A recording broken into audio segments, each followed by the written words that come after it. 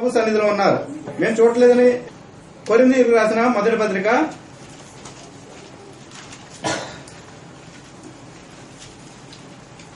ఈ విషయాలు సారికి చెప్పడం వలన మీ మనసులు మేము నొప్పించిన వాళ్ళం అవుతున్నాం. అయితే ప్రియులారా, మోషే ఇశ్రాయేల్ ప్రజల మీద సనుకున్నప్పుడు దేవుడు మోషేని శపించాడు. దేవుడు మోషేని శపించాడు, నువ్వు అక్కడికి పో అన్నాడు. మిమ్మల్ని అలా అంటుంటే ఆ శాపం మా మీదకి వస్తుంది, మేము ఒక భయంగా ఉంది. కానీ హెచ్చరించకపోతే మీరు మామూలుగానే డిస్టర్బ్ చేస్తాను ఉన్నారు సంఘంలో. అందుకే నేను కానీ అన్నోడు కానీ ఎవరైనా ఈ మాటలు చెప్పడం జరుగుతుంది. ప్రియులారా, గమనించండి, మనం ప్రభు సన్నిధిలో ఉన్నాం. మరి నెమ్మది కలిగి ప్రభుని జ్ఞాపకం చేసుకుందాం. కొద్ది నిమిషాలు నేను త్వరగా ముగిస్తాను. కొరింథీయులకు రాసిన మొదటి పత్రిక 11వ అధ్యాయము 23వ వచనము. నేను మీకు అప్పగించిన దాన్ని ప్రభువు వలన పొందితిని. ప్రభువైన యేసు తాను అప్పగింపబడిన రాత్రి ఒక రొట్టెను ఎత్తుకుని కృతజ్ఞతాస్తుతులు చెల్లించి దానిని విరిచి ఇది మీ కొరకైన నా శరీరము నన్ను జ్ఞాపకం చేసుకుంటకై దీన్ని చేయడని చెప్పాను. చిన్న ప్రార్థన చేసుకుందాం. కృపా కనికరం కలిగిన పరలోకపు తండ్రి, స్తోత్రం స్తుతి వందనములు చెల్లించుకుంటున్నాం రాజా ప్రభా. ఈ ఆరాధన దినంలో ఇప్పటివరకు మీ పాసాన్ని చేరుతండి ప్రభా. మిమ్మల్ని ఆరాధించి స్తుతించి కనపరచమైన పరిచయ భాగ్యం దయచేశారు తండ్రి ప్రభా. నాయన తండ్రి, మీరు మమ్మల్ని ఎందుకు ఏర్పాటు చేసుకున్నారని మేము నమ్ముతున్నాం తండ్రి. ఇప్పుడు మీ దాసుని నిలబెట్టుకుని తండ్రి ప్రభా, ఎందుకు ఆరాధించాలని మీరు తెలియజేశారు. అవును తండ్రి, ఆరాధించే ప్రభు దయచేశారు తండ్రి ప్రభు. ముఖ్యమైన సమయాన్ని మేము వచ్చి ఉన్నాం తండ్రి ప్రభా. మీరు మా కొరకు చేసిన కార్యాన్ని జ్ఞాపకం చేసుకోవడానికి సిద్ధపడుచున్నాం తండ్రి. కృప చూపించండి తండ్రి. మీ ఆత్మ సంచారం మధ్య ఉందని నమ్ముతున్నాం తండ్రి ప్రభు. మీరు ఆరాధింపబడ్డారు, జ్ఞాపకం చేసుకుంటుండగా తండ్రి ప్రభా. తండ్రి ప్రభా, మేము తండ్రి మీరు చేసిన కార్యాన్ని జ్ఞాపకం చేసుకుని తండ్రి ప్రభు బలలో పాల్గొంటూ పొందాలని మీరు మాకు ఆజ్ఞ ఇచ్చి ఉన్నారు తండ్రి ప్రభా. ఆ కట్టడం మేము జ్ఞాపకం చేసుకుంటూ మిమ్మల్ని తండ్రి ప్రభా మేము వచ్చే ప్రభు దయచేయండి. అయోగ్య ఆపాత్ర ఎన్నిక లేని ప్రభు, మీ బిడ్డ పక్షంగా ఏదైనా పొరపాటు చేస్తుంటే నన్ను క్షమించండి ప్రభా. మీ బిడ్డలకు నమ్మదైన మనసు దయచేయండి, వినేచి గ్రహించి హృదయాన్ని అనుగ్రహించండి ప్రభా. నా మాటలు కాదు, మీ అమూల్యమైన మాటలు వినిపింపచేస్తండి ప్రభా. మిమ్మల్ని జ్ఞాపకం చేసుకునే ప్రభు దయచేయండి. రక్షకుడైన యేసుక్రీస్తు ప్రభు కృప కలిగిన నామములో ప్రార్థన చేస్తున్నాం తండ్రి.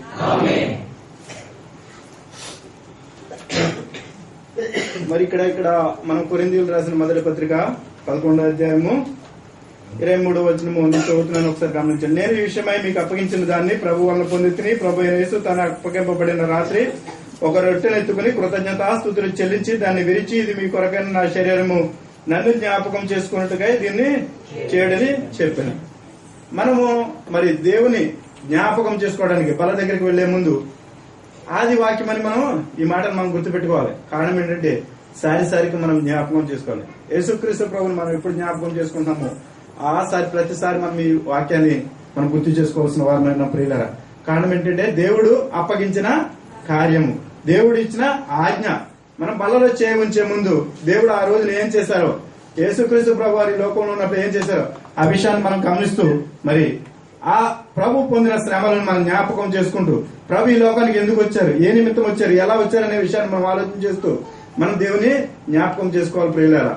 ఇక్కడ తన అప్పగింపబడిన రాత్రి ఒక రొట్టెను ఎత్తుకుని కృతజ్ఞతాస్తుతులు చెల్లించి ఇది మీ కొరకైన నా శరీరము నన్ను జ్ఞాపకం చేసుకున్నట్టుగా దీన్ని చేయడం చెప్పి ఆయన జ్ఞాపకం చేసుకోవడానికి మనం వచ్చాము. ఇక్కడికి వట్టిగా రాలేదు, స్థలాల కోసం రాలేదు, పోట్లాడుకోవడానికి రాలేదు, ప్రేమతో మనం ఇక్కడికి వచ్చాం ప్రియులారా. మన దేవునికి ప్రేమను మన మధ్యన ఉన్నది మనం పంచుతూ ఆ ప్రేమని అనేక మందిని ఈ స్థలాన్ని తీసుకొచ్చి మనం పొందే సంతోషం, సమాధానం, మనం ఆరాధించే విధానం, మనము దేవుని ఏ విధంగా జ్ఞాపకం చేసుకుంటున్నాం ఆ విషయాలన్నీ మనము మన పక్కనే తెలియని వారికి మనం తెలియజేయవలసిన వారమై ఉన్నాం ప్రియులారా. మనం జ్ఞాపకం చేసుకుందాం దేవుని. యోహాను సువార్త చూడండి 1వ అధ్యాయము తీసుకున్న చదవండి. యోహాను సువార్త 1వ అధ్యాయము 29వ వచనము. మర్నాడు యోహాను యేసు తన యొద్దకు రాగా చూసి ఇదిగో లోక పాపమును మోసుకొనిపో దేవుని గొర్రెపిల్ల. చాలండి. యోహాను యేసుక్రీస్తు ప్రభు వస్తున్నారు. అక్కడ వస్తుంటే అప్పుడు అంటున్నాడు, యోహాన్ గారు అంటున్నాడు, మన్నాడు యోహాను యేసు తన యొద్దకు రాగా ఇదిగో లోక పాపం నువ్వు దేవుని గొర్రెపిల్ల అని పిలుస్తున్నాడు. యేసుక్రీస్తు ప్రభు ఈ లోకానికి మరి మామూలుగా రాలేదు ప్రియులారా, మరి వట్నే రాలేదు. మరి ఏదో ఆయన గొప్ప చేసుకోవడానికి, నేను దేవుని కుమారుడు అని చెప్పుకోవడానికి, దేవుని కుమారుడిగా ఘనత పొందడానికి ఈ లోకంలోకి రాలేదు. కానీ ఆ ఘనత కావాలంటే అక్కడ మన ప్రకటన గ్రంథంలో చూస్తే ఏ విధమైన ఘనత ఉందో, ఏ విధంగా ఆరాధింపబడుతున్నాడో యేసుక్రీస్తు ప్రభువుని మనం చూడగలుగుతున్నాం. 5వ అధ్యాయం 6వ వచనంలో ఉంటుంది చూడండి ఒకసారి ఒక మాట చక్కగా చదవండి. మరియు సింహాసనం ముందు 4 జీవులకును పెద్దలకు మధ్యన వధింపబడి ఉన్న నిలిచి ఉండడు చూస్తుంది. అక్కడ సింహాసనాసీనుడు అయి ఉన్నాడు దేవుడు. 4 జీవులు, 24 పెద్దలు, కోట్లాది దేవదూతలు, పరిశుద్ధుడు పరిశుద్ధుడు పరిశుద్ధుడు పరిశుద్ధుడు నిత్యం కొనియాడబడుతున్న దేవుడు నీ కొరకు, నా కొరకు, ముఖ్యంగా నా కొరకు, పాపినైన నా కొరకు నన్ను ప్రేమించి ఈ లోకానికి లోక పాపాలను మోసుకుని పోయే దేవుని గొర్రె పిల్లగా ఈ లోకానికి వచ్చాడు. ప్రియులారా, ఆయన అట్టహాసంగా రావాలంటే రావచ్చు, లేకపోతే ధనవంతుడిగా రావాలంటే రావచ్చు, లేకపోతే వేరే రకంగా రావాలంటే ఏ విధంగా రావడానికి ఆయన సమర్థుడు, అర్హుడు. కానీ నేను దరిద్రుని కాబట్టి, నేను పేదవాడిని కాబట్టి నన్ను ప్రేమించాయన నిరుపేదగా ఈ లోకానికి వచ్చాడు. ప్రియులారా, మనం ఈ లోకంలో చూసినట్లయితే మరి అనేక మంది సాధువులు, సన్యాసులు, ఎవరిని నొప్పించడానికి చెప్పట్లేదు, యథార్థమైన మాటలు మీకు తెలియజేయడానికి నేను ఇష్టపడుతున్నాను. ఇక్కడికి వస్తున్నారు, వాళ్ళని దర్శనాలు చేసుకోవాలంటే వేల రూపాయల టికెట్లు కొంటే కానీ వాళ్ళని చూడడానికి మనం వెళ్ళలేము, చూడలేము. నా స్నేహితుడు ఒక ఆయన ఉన్నాడు, ఆయన కలికి భక్తుడైన ఆయన దగ్గరికి వెళ్ళాలంటే అంటే 5 నిమిషాలకు ఒక రకమైన టికెట్, 10 నిమిషాలకు ఒక టికెట్, అరగంటకు ఒక టికెట్, సంవత్సరానికి ఒక రకమైన టికెట్ ఉంటుంది. మరి పాద పూజకనే ఒక రకం టికెట్ ఉంటుంది, ఆ కాళ్ళు కడిగి నెత్తి మీద తీసుకోవడానికి. యేసుక్రీస్తు ప్రభు దగ్గరికి మీరు రావడానికి ఏ టికెట్ లేదు ప్రియులారా, ఉచితంగా ఇచ్చాడు. ప్రియులారా, ఈ గొప్ప రక్షణ, ఈ ధన్యత, ఇక్కడికి వచ్చి దేవుని జ్ఞాపకం చేసుకుంటానికి, ఆరాధించడానికి ఇది ఏ టికెట్ లేదు, ఒకే ఒక అర్హత. నా పాపాలు ఒప్పుకోవాలి, నీ పాపాలు ఒప్పుకోవాలి, ఇక్కడికి వచ్చి సంఘంలో చేర్చబడి మనం దేవుని జ్ఞాపకం చేసుకోవాలి. ప్రియులారా, మనకు ఉండవలసిన ఒకే ఒక అర్హత. దీంతో ధనానికి గాని, డబ్బుకు గాని, వెండి బంగారం గాని కొలమానము లేనే లేదు ప్రియులారా. కారణం ఏంటంటే నా బిడ్డలు పేదవారు, నా బిడ్డలు దరిద్రులు, లేనోళ్ళని దేవుడు ఆలోచించి దీనుడిగా ఈ లోకానికి వచ్చాడు. ప్రియులారా, లోక పాపంలను మోసుకొని పోవు దేవుని గొర్రెపిల్లగా ఈ లోకానికి వచ్చాడు. రక్షింపబడిన నా కొరకే దేవుడు వచ్చాడు, రక్షింపబడిన మన కొరకే దేవుడు వచ్చాడని మనం అనుకుంటున్నామేమో, కానే కాదు. యోహాను సువార్తలో ఆ మాట ప్రత్యేకంగా రాసి పెట్టబడింది. ఈ గొర్రెలు కాని, ఈ దొడ్డి కాని దొడ్డే నాకు వేరేది కలదు, గొర్రెలు ఈ దొడ్డి కానే మంద నాకు వేరేది కలదని అక్కడ రాసి పెట్టబడింది. ప్రియులారా, ఒక మాట చదువుతున్నాను గమనించండి. యోహాను సువార్త 6వ అధ్యాయము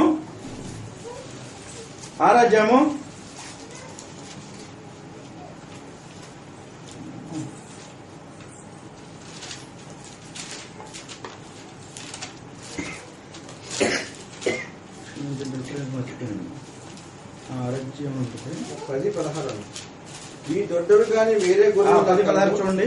ఈ దొడ్డవి కానీ వేరే గొర్రెలు నాకు కలవు, వాటిని కూడా నేను తోడుకుని రావాలను. నా స్వరం వినును, అప్పుడు మంద ఒక్కడి, గొర్రెల కాపరి ఒక్కడి అవును. చాలండి. ఈ దొడ్డవి కానివి అంటే ఈ మంద కాని మంద అంటే లోకంలో రక్షింపబడలేని పిల్లలు అందరూ ఆయన పిల్లలేనంట.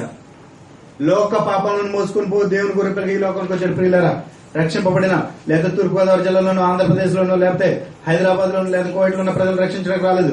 సర్వ మానవాళి పాపాలు విమోచించడానికి, లోకంలో ఉన్న పాపానంతా కొట్టివేయడానికి యేసుక్రీస్తు ప్రభు ఈ లోకానికి వచ్చాడు. ప్రియులారా, గొర్రె పిల్లగా వచ్చాడు, తనను తాను తగ్గించుకుని వచ్చాడు. ప్రియులారా, కారణం ఏంటంటే మనం తగ్గింపబడిన వారమని, దరిద్రులమని, దీనులమని ఆయన ఆలోచించి ఈ లోకానికి దీనుడిగా వచ్చాడు. మరొక మాట చూద్దాం చూడండి.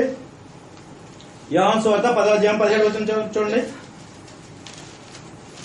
నేను దాన్ని మరలా తీసుకున్నట్లు నా ప్రాణం పెట్టుచున్నాను, ఇందువలనే నా తండ్రి నన్ను ప్రేమించున్నాడు. చాలండి. ఆయనకి అధికారం లేక ఆయన ప్రాణం పెట్టలేదు, అధికారం లేక ఆయన కలవరిలోకి వెళ్ళలేదు, అధికారం లేక కొడా దెబ్బలకు తినలేదు, ఆయన లేదా ఆయన తప్పించుకోలేక ఆయన మళ్ళీ కిరీటం పెట్టించుకోలేదు. ప్రియులారా, తండ్రికి ఇష్టమైంది ప్రాణాన్ని పెట్టడానికి, తీసుకోవడానికి అధికారం కలిగిన దేవుడై ఉన్నాడు. అధికారం కలిగిన దేవుడై ఉండి ఈ లోకానికి దీనుడుగా వచ్చాడని. ప్రియులారా, యెషయా గ్రంథం 53వ అధ్యాయం 7వ వచనం చదువుతుంది ఒకసారి. 53 7వ వచనం. దౌర్జన్యం నందును తెరవలేదు, గొర్రె పిల్లయు బొత్తు కత్తిరించి వారి గొర్రె మౌనంగా అతడు నోరు తెరవలేదు. చూడండి ఎలా వచ్చాడంటే దీనుడిగా వచ్చాడు. లోక పాపంలో మోసుకుని పో దేవుని గొర్రె పిల్లగా ఈ లోకానికి వచ్చాడు. రావడమే కాదు గాని నా కొరకు మరి ఆ శిక్షాన్ని, లేకపోతే మరి ఆ శిలువ యాగాన్ని మరి తోసివేయలేదు, కొట్టివేయలేదు. బతుకు తేబడి గొర్రె బొచ్చు కత్తిరించే వాని ఎదుట ఎలా మౌనం దాల్స్తుందో అటు రీతిగా మౌనం దాల్చాడు ప్రియులారా. మనం మన గ్రామాల్లో చూస్తూ ఉంటాం, మన మన మన పరిసర ప్రాంతాల్లో చూస్తూ ఉంటాం. మరి ఆ జాతరలు, ఆ జాగరాల టైంలో గొర్రెలను, మేకలను, పొట్టేళ్లను వధించడానికి తీసుకెళ్తారు. వాటికి ఏమన్నా తెలుసా? కొద్ది నిమిషాల్లో వాటిని చంపేస్తారని తెలుసా? వాటికి బలిస్తారని తెలుసా?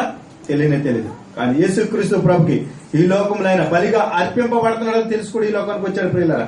కారణం ఏంటో తెలుసా?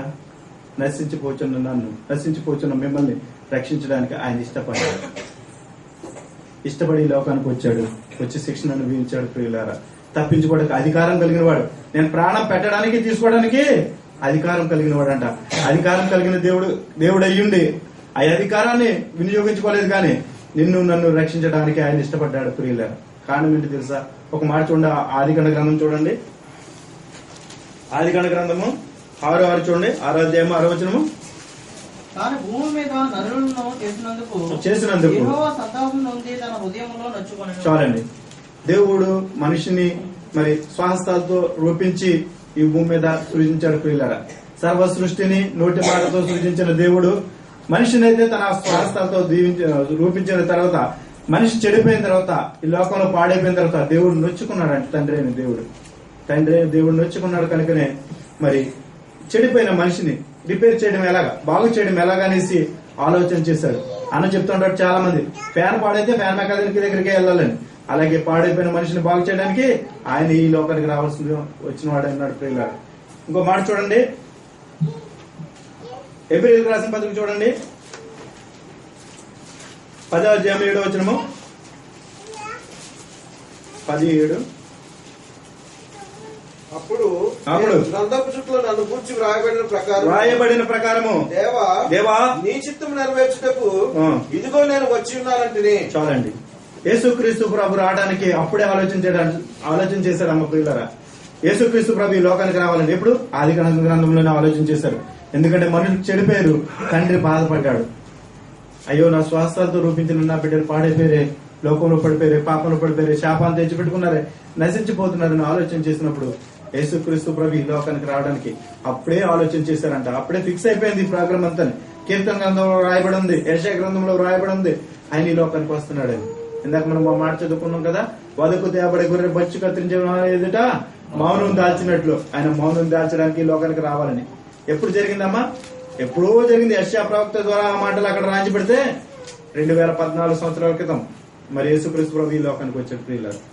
6000 సంవత్సరాల క్రితం, దాదాపు 6000 సంవత్సరాల క్రితం ఆ మాట రాంచి పెట్టబడింది. 2000 సంవత్సరాలతో అంటే 4000 సంవత్సరాల తదనంతరం యేసుక్రీస్తు ప్రభు ఈ లోకానికి రావడం జరిగింది. అంటే నా కొరకు, పాపినైన నా కొరకు, పాపంలో ఉన్న మనందరి కొరకు, సర్వ మానవాళి కొరకు, లోక పాపాలన్నిటి కొరకు ఆయన 4000 సంవత్సరాల క్రితమే అక్కడ ఆ మాటలు రాంచి పెట్టబడి వాటిని దేవుడు వచ్చి యేసుక్రీస్తు ప్రభు ఈ లోకానికి వచ్చి తండ్రి చిత్తాన్ని నెరవేర్చాడండి ప్రియులారా. తండ్రి చిత్తాన్ని నెరవేర్చాడు. ఇంకో మాట చూడండి,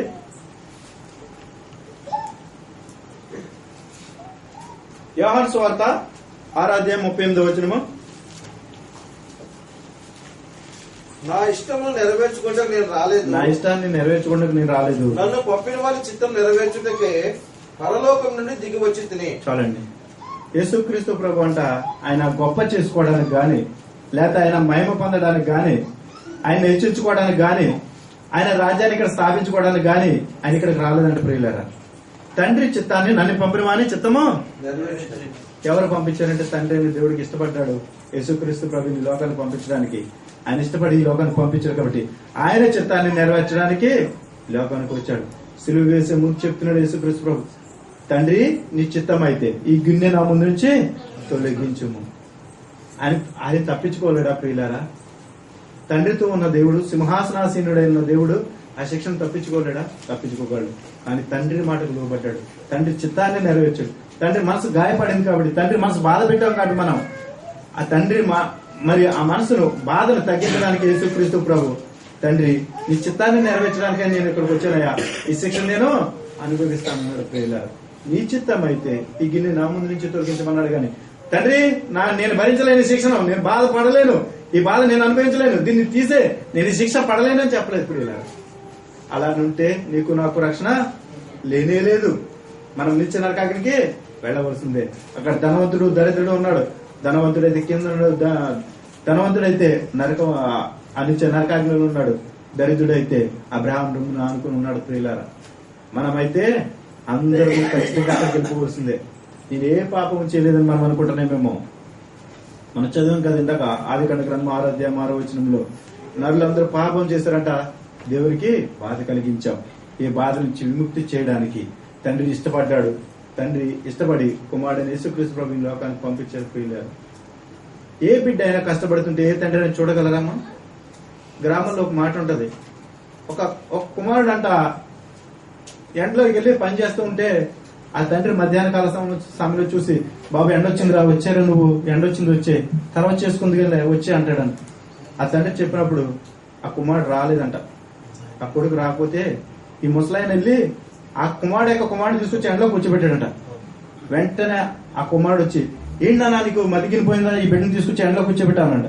అవునరా, నీ బిడ్డ అయితే ఎండలో కష్టపడుతుంది, ఎండ తగ్గితే నువ్వు బాధపడుతున్నావు కదా, మరి నా బిడ్డ దాకా నుంచి ఎండలో ఉన్నాడే, నేను రమ్మంటున్నాను, వచ్చావా నువ్వు అని అడిగాడంట. అయితే తండ్రి అయిన దేవుడు అలా ఆలోచించలేదు ప్రియులారా. యేసుక్రీస్తు ప్రభు విషయం అలాగా ఆలోచించలేదు. నా కుమారుడు గాయపరచబడితే నాకు గాయం జరుగుతుందని తండ్రి అయిన దేవుడు ఆలోచించలేదు. ఆయన గాయపరచబడితేనే నా గాయం కట్టబడతాడు, ఆయన మరణిస్తేనే నేను జీవిస్తాను, ఆయన రక్తం కారిస్తేనే నేను రక్తం కార్చకుండా ఉంటానని ఆలోచించేసి ప్రియులారా. తండ్రి అయిన దేవుడు యేసుక్రీస్తు ప్రభుని నా కొరకు నీ కొరకు మనందరి కొరకు ఈ లోకానికి అప్పగించాడు ప్రియులారా. లోక పాపంలో మోసుకొని పో దేవుని గొర్రె పిల్లగా ఈ లోకానికి వచ్చాడు యేసుక్రీస్తు ప్రభు ప్రియులారా. కారణం ఏంటంటే మనందరం పాపలమై ఉన్నాం. మన పాపాల నుంచి విమోచన దయచేయడానికి ఈ లోకానికి వచ్చాడు. మనము బలలో ఉంచే ముందు మనం ఆలోచన చేయాలి, ఎందుకు వచ్చాడు యేసుక్రీస్తు ప్రభు ఈ లోకానికి. ఆయన సింహాసనం ఆసీనుడై ఉన్నాడు. ప్రకటన గ్రంథంలో సింహాసన ఆసీనుడై ఉన్నాడు. ఆదికాండ గ్రంథంలో చూస్తున్నాం తండ్రితో ఉన్న దేవుడు, ఆది సంభూతుడైన దేవుడు, మరి సర్వ సృష్టికి కారణభూతుడైన యేసుక్రీస్తు ప్రభు ఈ లోకంలో ఎందుకు నలగొట్టబడ్డాడంటే ప్రియులరా, మనందరి కొరకు, మన పాపాల కొరకు ఈ లోకానికి తగ్గించుకుని రావాల్సి వచ్చింది ప్రియులరా. ఆయన చూడడానికి మనకి ఏ పర్మిషన్ అక్కర్లేదు, ఏ అర్హత అక్కర్లేదు. చదువు ఉన్నా లేకపోయినా, వయసు ఉన్నా లేకపోయినా, వృద్ధాప్యం ఉన్నా, యవ్వనమున్నా, పసిబిడ్డలైనా లేకపోతే, ధనమున్నా లేకపోయినా, అందమున్నా లేకపోయినా, దరిద్రులైన, రోగులైన ఎవరైనా దేవుని చూడడానికి అవకాశం కల్పించాడు. కారణం ఏంటంటే ఆయన దేవుడిగా ఈ లోకానికి వచ్చాడు. ఒక మాట చూడటం జకర్యా గ్రంథం చూడు ఒకసారి. జకర్యా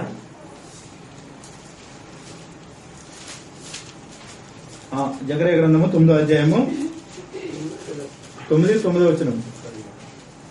సియోను నివాసులారా సంతోషించుడి, యెరూషలేము నివాసులారా ఉండుడి, నీ రాజు నీతిపరుడును రక్షణ గలవాడును దీనుడనై ఎక్కి.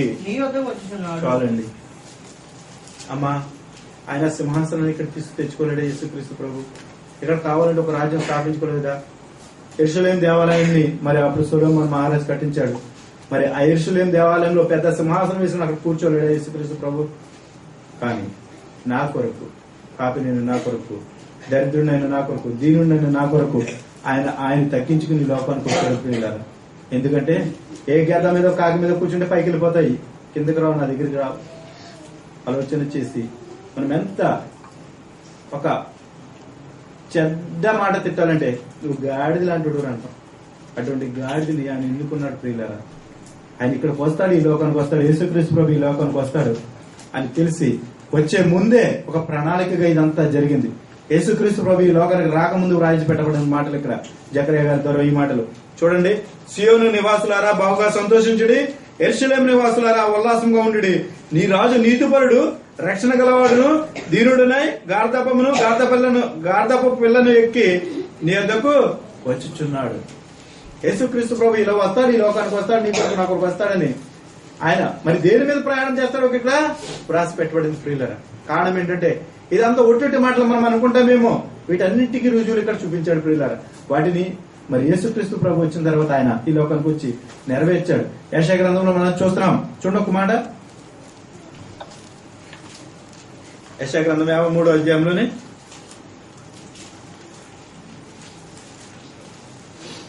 3వ వచనము.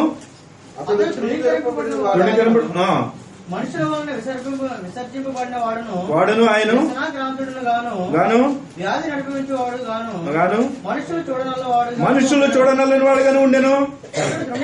తృణీకరింపబడిన వాడు కనుక ఎన్నిక చేయకపోతే నిశ్చయముగా అతడు మన రోగమును భరించెను మన వ్యసనమును సహించెను. ఆయనను మొత్తబడిన వానిగాను దేవుని వల్ల బాధింపబడిన గాను శ్రమ పొందిన వానిగాను మనం అతన్ని ఎంచితిమి. మన అతిక్రమ క్రియలను బట్టి అతడు గాయపరచబడిను, మన దోషములను బట్టి నలగొట్టబడిను, సమాధానార్థమైన శిక్ష అతని మీద పడెను, అతడు పొందిన దెబ్బల చేతే మనకు స్వస్థత కలుగుతున్నది. ప్రియులారా, ఎప్పుడు రాశారు? ఎప్పుడో రాసి పెట్టేస్తారు ఇక్కడ ఈ మాటలు. ఎప్పుడో రాసి పెట్టారు. దేవుడు ఈ లోకానికి వస్తాడు, మన అందరి కొరకు శ్రమ అనుభవిస్తాడు, శిక్ష అనుభవిస్తాడు అని ఇక్కడ రాయించి పెట్టబడింది. ఈ మాటలు మనం సువార్తల్లో చూస్తున్నట్లయితే ఆయన నీ కొరకు నా కొరకు ఎటు రీతిగా గాయపరచబడ్డాడు, ఎటు రీతిగా నలగొట్టబడ్డాడు, ఎటు రీతిగా మరి ఆయన చూసి మరి శిష్యులు కూడా మరి శిక్ష జరుగుతున్నప్పుడు, యేసుక్రీస్తు ప్రభు వారు శిక్ష అనుభవిస్తున్నప్పుడు శిష్యులు కూడా ఆయన విడిచి పారిపోయారంట. ప్రియులారా, అదే ఇక్కడ మనం ఇక్కడ వ్రాసి పెట్టబడింది. ఏమంటే మనం నిశ్చయంగా అతడు మన రోగములను భరించెను, ఆయన మొత్తబడిన వాను దేవుని వల్ల బాధింపబడిన వాడు గాను శ్రమ నొందిన వాడు గాను మనం అతన్ని ఎంచితిమి. మన అతిక్రమ క్రియలను బట్టి అతను గాయపరచబడెను, మన దోషములను బట్టి నలగొట్టబడను, మన సమాధానార్థమైన శిక్ష అతని మీద పడెను, అతను పొందిన దెబ్బల చేతే మనకు స్వస్థత కలుగుచున్నది. మనం అతన్ని చూడనల్లని వాడు గాను నుండును, మనం అతన్ని ఎన్నిక చేయకపోతే మనం అతను లెక్క చేయలేదంట. ఆ దినాల్లో యేసుక్రీస్తు ప్రభుని సిలువ వేసే దినాల్లో కూడా ప్రియులారా ఆయన లెక్క చేయలేదు. ప్రియులారా, ఈయన లోకరక్షకుడని అందరూ అంగీకరించలేకపోయారు. కానీ ఈయన ఇక్కడికి వస్తాడని, నీ కొరకు నా కొరకు మరణిస్తాడని, సిలువ వేయబడతాడని, ఆయన అమూల్య రక్తం ద్వారానే మన పాపాలు విమోచింపబడతాయని యెషయా ప్రవక్త ద్వారా ఇక్కడ రాయించి పెట్టబడింది. ఈ లోకంలోకి వచ్చిన తర్వాత ఆయన వాటిని నెరవేర్చాడు.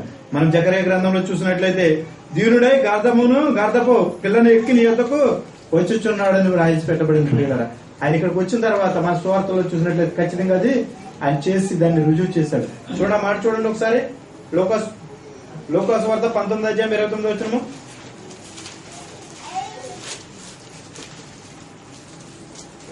యేసు ఈ మాటలు చెప్పి ఆయన ఉదయవేళ కొండ దగ్గరనున్న బెత్సగే బెతనియా అను గ్రామముల సమీపములకు వచ్చినప్పుడు తన శిష్యులను పిలిచి మీరు ఎదుటినున్న గ్రామములకు వెళ్ళుడి, అందులో మీరు ప్రవేశింపగానే కట్టబడి ఉన్న ఒక గాడిద పిల్ల మీకు కనబడును, దాని మీద ఏ మనుషుడును ఎన్నడూ కూర్చోండలేదు, దానిని విప్పి తోలుకొనండి. ఎవరైనా మీరు ఎందుకు దీన్ని విప్పుచున్నారని మిమ్మల్ని అడిగిన ఎడల ప్రభువునకు కావలసి ఉన్నదని అతనితో చెప్పుడని చెప్పి వారిని పంపాను. యేసుక్రీస్తు ప్రభు జకర్యా మరి ఆ పుస్తకంలో మనం చదివిన మాటలు ఇక్కడ నెరవేర్చాడు. ప్రియులారా, అంతేకాదు కానీ శిష్యులు గాడిదను గాడిద పిల్లలను తీసుకొచ్చినప్పుడు వాటి మీద బట్టపరిస్తే దాని మీద కూర్చుని మరి ఆయన ప్రయాణం చేసినట్లు మనం చూస్తున్నాం.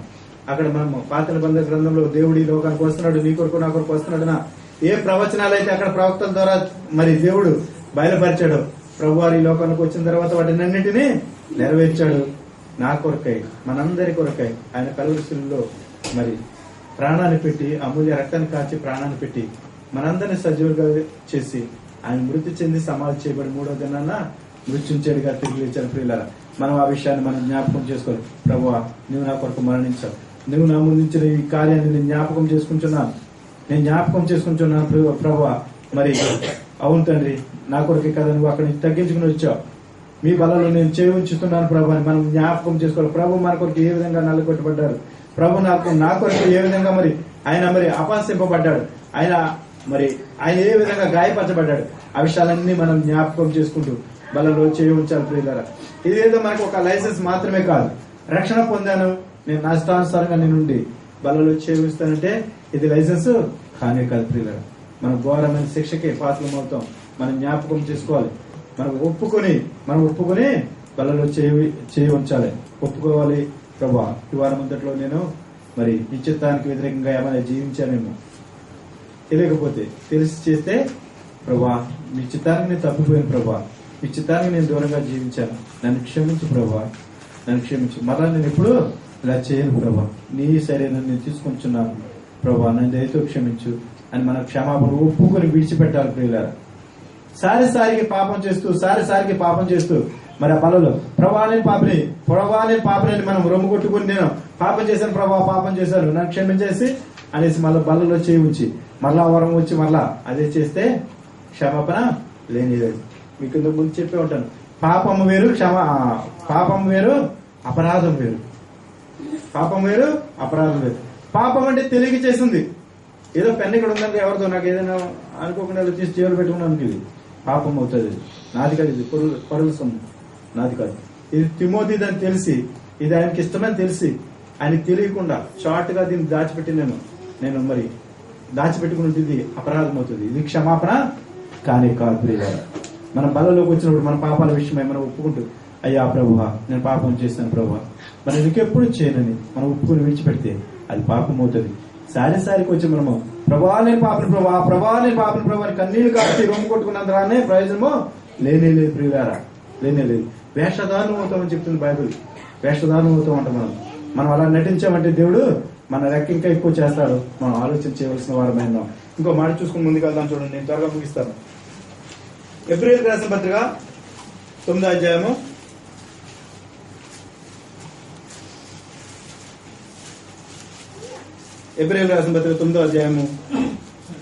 25వ వచనము. అంతేకాదు ప్రధాన యాజకుడు ప్రతి సంవత్సరం తనది కాని రక్తం తీసుకుని పరిశుద్ధ స్థలంలోనికి ప్రవేశించినట్లు ఆయన అనేక పర్యాయములు తను అర్పించుకున్నటకు ప్రవేశింపలేదు. చాలండి. పాత నిబంధన గ్రంథంలో అయితే పాపం చేస్తే యాజకుని దగ్గరికి వెళ్ళి, అయ్యా నేను పాపం చేశానంటే ఆయన ఏదైనా ఒక గొడ్డెనో మరి గువ్వనో పావురాన్నో లేకపోతే కోడినో మేకనో తీసుకురమ్మండేవారు. తీసుకొచ్చిన తర్వాత దాన్ని బలి అర్పించి ఆ రక్తాన్ని తీసుకెళ్లేవారు బలిపీఠం దగ్గరికి.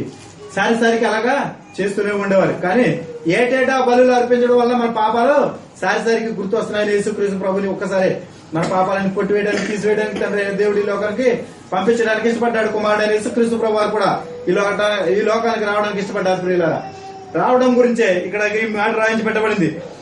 అంతేకాదు ప్రధాన యాజకుడు ప్రతి సంవత్సరము తనది కాని రక్తం తీసుకుని, యాజకుడు ఏం చేసేవారంట, తనది కాదు రక్తము, పశువులతో పక్షులతో జంతువులతో దేంతో ఒక రక్తం తీసుకుని వచ్చేవారు. ఆయన అక్కడ ఉన్న నియమం ప్రకారం తీసుకుని వచ్చి ఇక్కడ పరిశుద్ధ స్థలంలో ప్రవేశించినట్లు ఆయన అనేక పర్యాయములు తాను అర్పించుకుంటూ ప్రవేశించలేదు ఈ లోకంలోకి. ఆయన అనేక సార్లు అలాగ అర్పించడానికి ఈ లోకంలోకి రాలేదని ప్రియులారా. ఒకే ఒక్క అర్పణ ద్వారా, ఒకే ఒక్క బలి ద్వారా సర్వ మానవాళి పాపాలు కొట్టివేసిన దేవుడు అయినాడు ప్రియులారా. మనం జ్ఞాపకం చేసుకోవాలి. యాజకులు అర్పించినట్లు తనది కాని రక్తం కాదు, ఆయన స్వరక్తం చేత మనల్ని కొన్నాడు. మనం విలువ పెట్టి కొనబడిన వారమని అక్కడ తిమోతికి రాసిన పత్రిక ఉంది. మనము విలువ పెట్టి కొనబడిన వారమాట. ఏం విలువ పెట్టి కొన్నాం? వెండి బంగారాల చేత కొనలేదు, కానీ ఆయన అమూల్యమైన రక్తం చేత మనం కొనబడ్డ వారం కనుక మనం జ్ఞాపకం చేసుకోవాలి. ప్రభువా అవును తండ్రి, నీ విలువైన రక్తం ద్వారా కొన్నావు ప్రభు.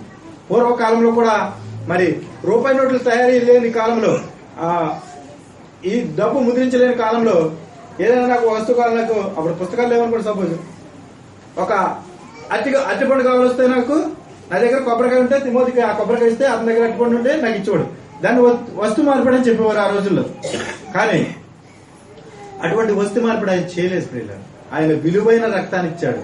ధనాన్ని ఇవ్వలేదు, బంగారాన్ని ఇవ్వలేదు నా పాపాలు కొట్టివేయడానికి. ఆయన విలువైన రక్తం ద్వారా కొన్నాడు ప్రియులారా. ఆ విషయాన్ని మనం జ్ఞాపకం చేసుకోవాలి. పిఎస్ రాజు పాపాన్ని విలువైన రక్తం ద్వారా కొన్నారని కాదు, కానీ నా పాపాలు కొన్నావు ప్రభా, నా పాపాలను కడిగావు ప్రభా, నన్ను కొన్నావు ప్రభా, విలువైన రక్తాన్ని మనం జ్ఞాపకం చేసుకోవాలి. ఎవరి కాళ్లే విమర్శన చేసుకోవాల్సిన సమయం ప్రియులారా అని చెప్పారు ఇందాక. ఆరాధన వ్యక్తిగతం, జ్ఞాపకం చేసుకోవడం కూడా వ్యక్తిగతమే. మనం వ్యక్తిగతంగా జ్ఞాపకం చేసుకోవాలి. ప్రభా ఈ వారంలో తప్పుపోయాను ప్రభా, నన్ను క్షమించి ప్రభా. మేము తప్పుపోయామంటే అందరి పాపాలను భరించడానికి నీవు ఈ లోకానికి రాలేదు ప్రభు. ప్రియులారా, సర్వ మానవాళి పాపాలు భరించడానికి యేసుక్రీస్తు ప్రభు వచ్చాడు. ఆయన కొట్టివేశాడు. అయితే మనం ఇంకా పాపం ఉన్నట్టయితే మనం ఒప్పుకుని విడిచిపెట్టాలని లేఖనం చెప్తుంది ప్రియులారా. మనం ఒప్పుకోవాలి, అంగీకరించాలి, విడిచిపెట్టి వాళ్ళలో పాల్పొంపుడు పొందాలి. కొంచెం ముందుకు చూద్దాం. చూడండి, అట్లయినా జగత్ పునాది వేయబడినది మొదలుకొని ఆయన అనేక పర్యాయములు శ్రమపడవలసి వచ్చును. అయితే ఆయన యుగముల సమాప్తి ఎందు తను తానే బలిగా అర్పించుకున్నట్టు వలన పాప నివారణ చేయుటకై ఒకేసారి ప్రత్యక్షపరచబడిను. మనుషులు ఒక్కసారి మృతి చెందవలనని నియమింపబడిను. ఆ తరువాత తీర్పు జరుగును. అలాగనే క్రీస్తు కూడా అనేక పాపం భరించడం ఒక్కసారి అర్పింపబడి తన కొరకు కనిపెట్టుకుని ఉండు. వారి రక్షణ నిమిత్తము పాప సంబంధం లేకుండా రెండవసారి ప్రత్యక్షమయ్యాడంట. ఆయన కనుక అలాగ అర్పించవలసి వస్తే, సారికి బలి అర్పించవలసి వస్తే యేసుక్రీస్తు ప్రభువారు ఆ స్మార్ట్ టికెట్ కొనుక్కు నీ లోకానికి రావాలి పిల్లలు. అవసరం లేదంట. ఒక్కసారి ఆయన బలి అర్పించడం ద్వారా మనందరి పాపాలు కొట్టివేయబడ్డాయి కనుక మనం ఇంకా ఆయన రావాల్సిన అవసరం లేదు. కానీ వస్తారు ఖచ్చితంగా. ఎక్కడంటే ప్రకటన గ్రంథంలో చూద్దాం తర్వాత మాటలు. వస్తారు. వచ్చిన తర్వాత మనము అయ్యా నేను చర్చికి వెళ్ళానయ్యా, బలలో చేయించానయ్యా, నేను సాపలు వేసానయ్యా, ఇత్తుడిచాను, అది చేశాను, మంచి అంటే కుదరదమ్మా. కుదరదు. సర్దుబాటు చేసుకోవడం కాదు, సిద్ధపాటు కావాలని చెప్తుంది లేఖనం చెప్తుంది. నేను దిద్దుబాటు చేసుకుంటానయ్యా, దిద్దుకుంటాను, నేను నా తప్పు సరి చేసుకుంటానంటే ఆయన వచ్చినప్పుడు మొదటిసారి వచ్చాడు, మనం సరి చేసుకోలేము కాబట్టి ఆయనే సరి చేశాడు ఆయన అమూల్య రక్తం ద్వారా. ఇప్పుడు సరి చేసుకునే ప్రయత్నం చేయడానికి కుదరదు. ఇప్పుడే ఒప్పుకోవాలి, విడిచిపెట్టాలి. మనం సిద్ధపడి ఉండాలి ఆయన రాకడ కొరకు. అయ్యా నువ్వు చేసిన గొప్ప కార్యాన్ని జ్ఞాపకం చేసుకుంటున్నా, ఈ అమూల్య రక్తాన్ని కాచి నన్ను కొన్నారు కనుక ప్రభా నేనేమైనా పాపం చేస్తాను, ఈ వారం అంతలో ఈ తప్పిపోయాను, మరొకసారి నేను ఇలా చేయను ప్రభు అని మనం దేవుని జ్ఞాపకం చేసుకుంటూ దేవుని ఆరాధిద్దాం. దేవుని జ్ఞాపకం చేసుకుంటూ బల్లో చేయిద్దాం. చివరిగా చూడండి, యోహాను సువార్త చూడండి 6వ అధ్యాయము. యోహాను సువార్త 6వ అధ్యాయము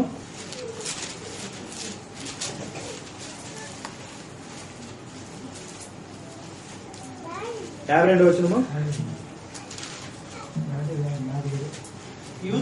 యూదులు ఈయన తన శరీరమును ఎలాగ తిననీయగలడని ఎవడో వాదించిరి. కావున యేసు ఇట్లనెను, మీరు మనిషి కుమారుని శరీరము తిని ఆయన రక్తం త్రాగితేనే కాని మీరు జీవము గలవారు కారు. నా శరీరము తిని నా రక్తం త్రాగువాడే నిక్షయం గలవాడు మధ్య దినమున నేను వాడిని లేపుదును. చాలండి అమ్మా. పాపాలు ఒప్పుకోవడం, విడిచిపెట్టడమే కాదు, బాప్తిజం పొందడం ఒకటే కాదు, సంఘంలో చేర్చబడ్డం అది ఒక క్వాలిఫికేషన్ కానే కాదు. పిల్లలు ఒప్పుకొని విడిచిపెట్టాలి, ఆయన చిత్తాన్ని నెరవేర్చాలి, బలలో చేయి ఉంచాలి, ఆయన శరీరాన్ని తీసుకోవాలి, ఆయన రక్తాన్ని మనం తాగితేనే మనం నిత్య జీవం గలవారమై ఉంటామంట. ఆయన చెప్తున్నాడు అక్కడ మాట చెప్తున్నాడు. మళ్ళీ ఒకసారి చదువుతుంది.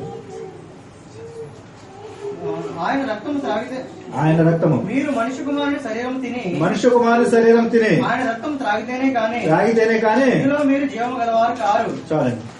మనం జీవం కలవారం కావాలంటే, నిత్య జీవం కావాలంటే, నిత్య జీవం మనకు కావాలంటే ప్రభా నువ్వు నా కొరకు మరణించావు అని సారికి మనం అంటే కాదు.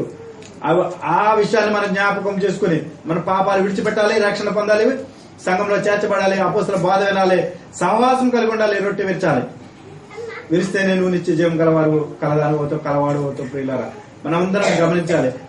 మన జీవితాలు ఏమైనా లోటుపాట్లు ఉంటే వాటిని ఒప్పుకొని విడిచిపెట్టి బలలో చేయి ఉంచుతాం. దేవుడు ఇచ్చిన పరిశుద్ధ వాక్యాలు మన వినికుడిలో దీవించిన గాక. ఆమేన్. మీరున్న స్థలంలోనే మీరు మోకరించండి. అలాగే స్థలం లేనట్లయితే మోకాళ్ళు ఉంచడానికి స్థలం లేకపోతే తలను మాత్రం ఖచ్చితంగా వంచి దేవుని యొక్క సన్నిధిలో భయం కలిగి ప్రవర్తించుకోండి. తలలో వంచండి. ఇంతవరకు దేవుడు మనతో మాట్లాడినాడు కనుక వాక్యాన్ని మనం గుర్తు చేసుకుంటూ ఈ యొక్క మత్స డాగ్ అనే మన యొక్క హృదయంలో చేరి ఉంటుందో దాన్ని తీసివేసి యోగ్యకరంగా అందులో బలలో చేయుటకు మన వ్యక్తిగత ప్రార్థనలో మౌనంగా మన ఆత్మలో ప్రార్థన చేసుకున్నాం.